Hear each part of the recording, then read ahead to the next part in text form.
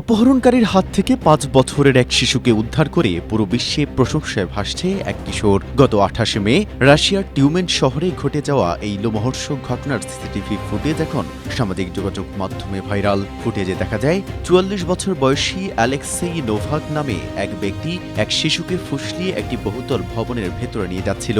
ঠিক সেই মুহূর্তে বিষয়টি আঁচ করতে পেরে দ্রুত এগিয়ে আসে আরেক কিশোর।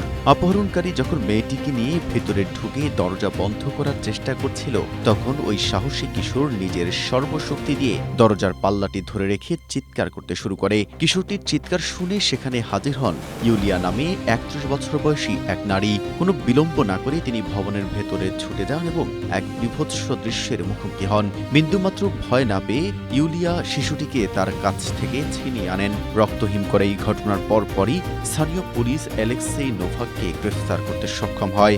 এই ঘটনার পর পুরো টিউমেন শহর জুড়ে এখন ওই কিশোর ও ইউলিয়ার জন্য প্রশংসার জোয়ার বইছে।